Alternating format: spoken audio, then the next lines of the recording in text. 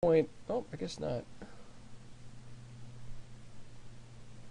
Well, maybe. No.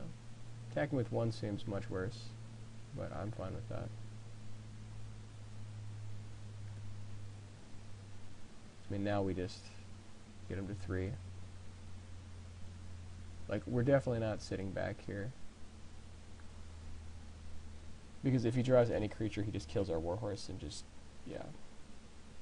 So, I think we gotta try to threaten him a little bit.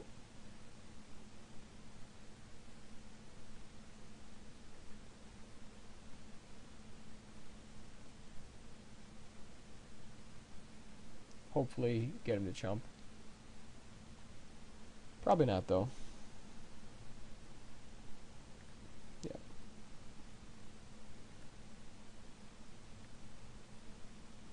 But I mean, it does make his attacks look very terrible. Like, he definitely should have attacked with both there, probably. Or none.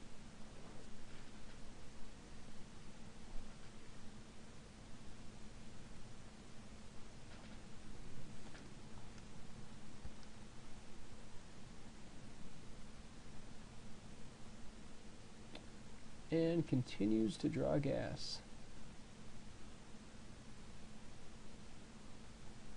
Okay, not too many answers, and the plains is not going to do it.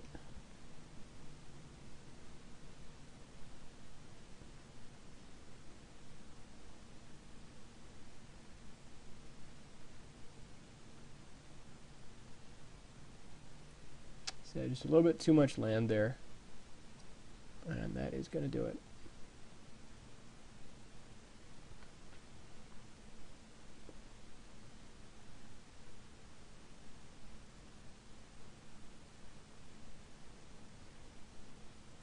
Okay, so for game 2, we definitely want the second negate.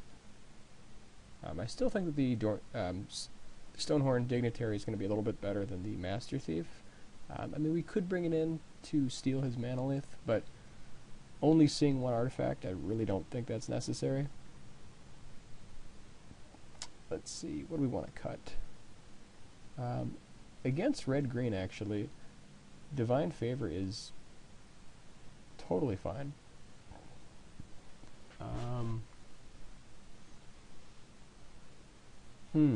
Let me see here what we want to cut. Like, that makes Oromancer much better, obviously.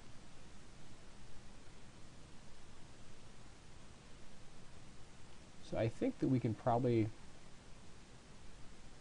cut the Ponder. Unsummon is still good. Creatures are still good.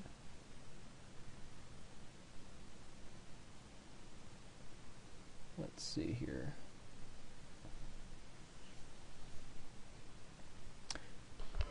Like, I think we still want to keep Guardian's Pledge just because we do have a fairly high number of white creatures, and it could just be a game ender. One thing we could do, since we're bringing in 2 Divine Favors, like, we could legitimately bring in the Thran Golem. It would not be the worst. Let's see here. If we bring in Thran Golem, what do we take out?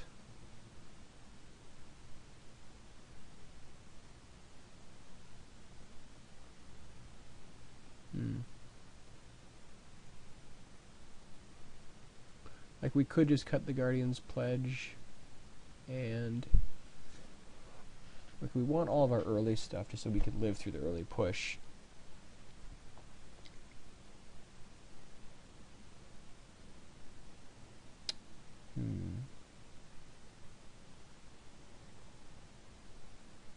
I guess, I suppose we could cut Divination. Not sure I like that.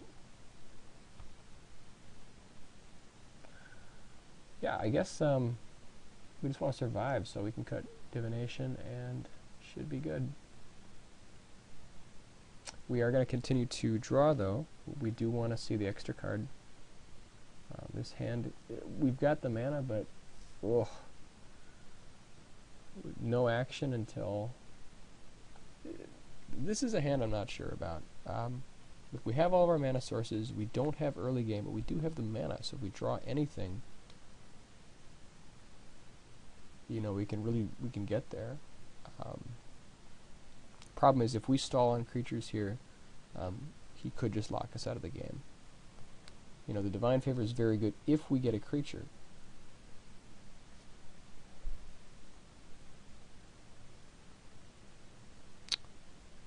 Well, we have several 2-drops. There's a good chance we could pick one up. The thing is, if we don't pick one up soon enough, we could just get closed out.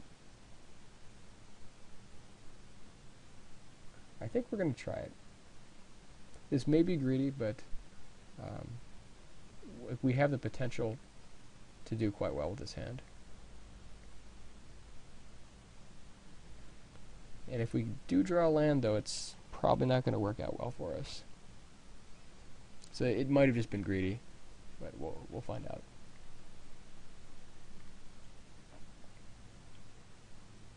Like, if he plays Stormblood Berserkers here, we're in a very bad place. Okay, infinite land. Suppose this is probably why you should not be greedy.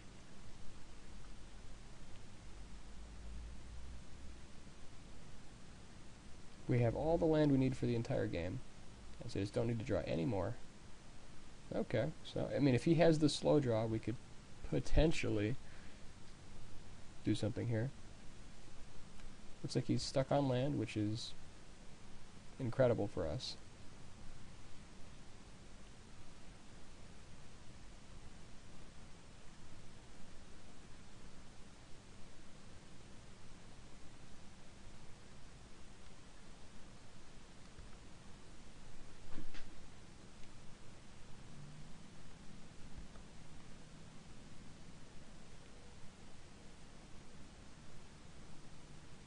And looks like he is stuck on 2, probably with no green sources, yep. So luckily, our opponent drew very poorly, but I don't know about this kind of hand. This might have been too greedy. Still, I mean, if we hadn't drawn infinite land there, it could have turned out to be quite a good hand. Like, I mean, if we didn't have both of our colors of mana, I definitely would not have kept this hand.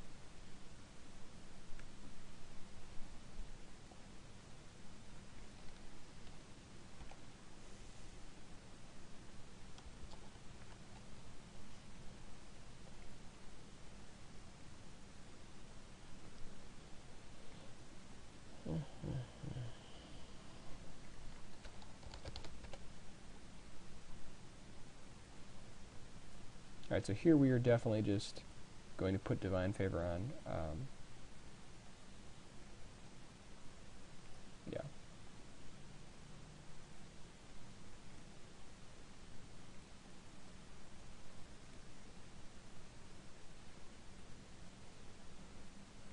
Just press it for all it's worth.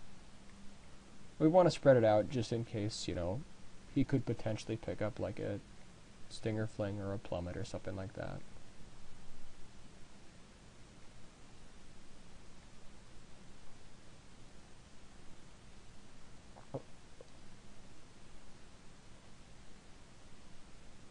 Okay, so on to game 3. I still think this is how we want to have our deck set up for it. Yeah.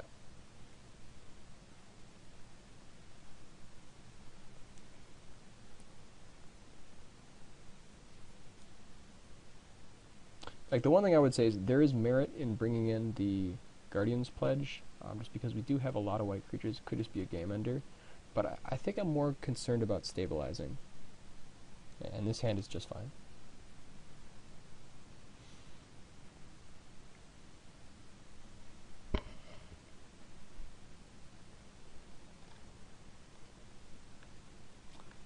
I mean, like, if we were in a situation where we had to race, I probably would feel a bit differently. But since we don't...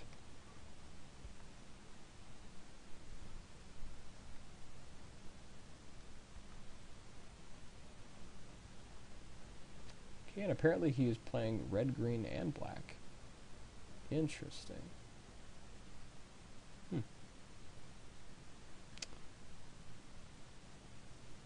So we could tie up his land while he develops, but I think we're just going to play a Stormfront and just get in there.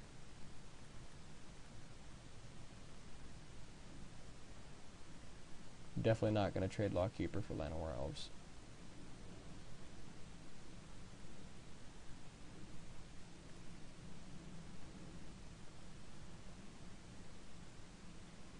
Although it probably would have been correct to play the plains there, just in case we draw plains, then we can drop Abolisher and tap something, so that was probably a misplay.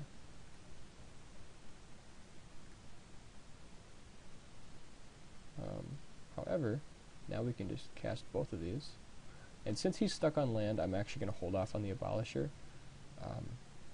and just tap down his Llanowar Elves on his upkeep. Because we want to take as much advantage of this as we possibly can. And anytime you can lock your opponent out of mana, you should definitely do it. If there's, you know, a conceivable benefit to it. And I think in this case there absolutely is.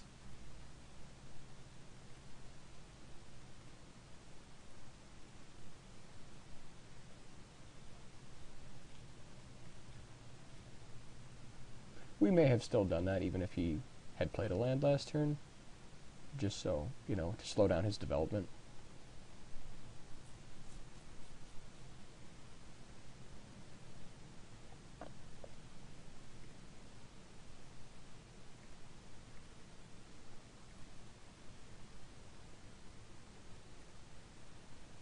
So now we can just, we could drop Arbalest here. I still think that keeping its resources tapped down is a little bit better. So I think we're just going to bash with these two. Well, let me think about this for a second. I mean, because, like, if we bash with these two and he attacks with Piker, I'm not sure we want to block with Abolisher. I mean, we probably can trade, but, I mean, Abolisher does just pretty much say that he can't play Fireball. So maybe we should attack in the air, leave Bear back to trade with Piker to just get any kind of Bloodthirst. Although, I mean, with 3 mana, like, he basically would have to play the Crocodile, and that's, I mean, that's if he has it. So I think that, you know, we're just going to attack with both. And, like, if he plays, you know, Mad Blood Berserker, or whatever it's called, we can just tap it down with Lawkeeper, so I'm not too worried. Pressing damage is probably better. And he's going to trade anyway, so that's fine.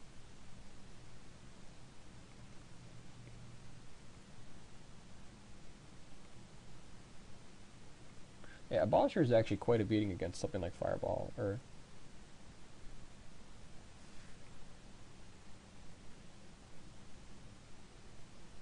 And by that, I did not mean Fireball, I meant, like, Incinerate. Never mind. Yeah, it's during our turn, so... Never mind.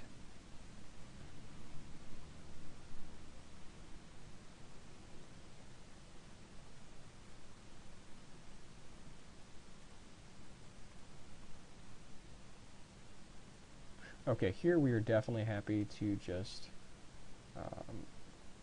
well, I mean, like, we can still lock down his elves and stop his progress, but at this point I think playing a 4/4 flyer is just better. So,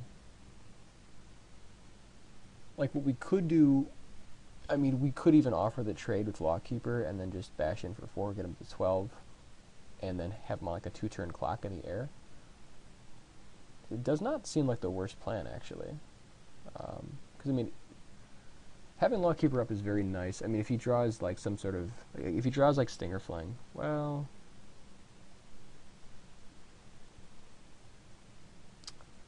I mean, I suppose if we just attack with these two... It's the extra point of damage. Does it really matter? I think actually I'm going to push with all 3 here. I think we have enough air flyers that shortening the clock is really worth it. Yeah, and he's happy to trade. As I expected he would be.